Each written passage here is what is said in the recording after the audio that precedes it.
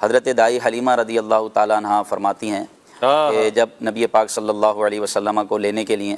میں مکے گئی تو میری سواری بہت لاغر، کمزور اور سب لوگوں سے پیچھے چلنے والی تھی، لیکن جب میں نے نبی پاک صلی اللہ علیہ وسلم کو اپنی گود میں لیا اور اپنی سواری پر آ کر بیٹھی تو حضور علیہ الصلوۃ والسلام کی برکت تھی کہ وہ میری سواری جو سب سے پیچھے چل رہی تھی،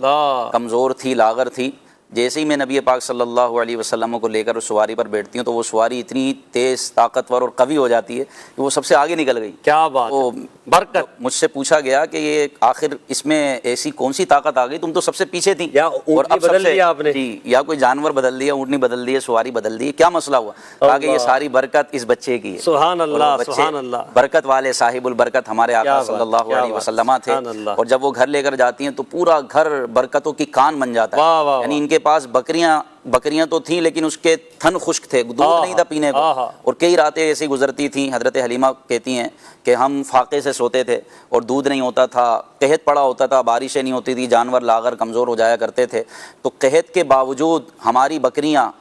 ایسی تھیں کہ وہ دودھ دینے والی بن گئیں، ان کے تھن بھر گئے، اور بلکہ دوسرے لوگوں کی بکریاں ان بکریوں کے ساتھ مل جاتی اور چرتی تو ان کو بھی برکت ملتی۔ یعنی ان کے گھر پہ ایک یا دو بکریاں تھیں، یہ کہتی ہیں نبی پاک صلی اللہ علیہ وسلم جب سے گھر پر تشریف لائے ان کی برکت سے ایسی برکت ہوئی، ایسی برکت ہوئی، اور ان کی بکریوں میں ایسی برکت ہوئی کہ وہ 7 یا 6 بکریاں 700 ہو گئیں۔ اللہ، دودھ کی برکت اللہ کو، اور 700 بکریاں۔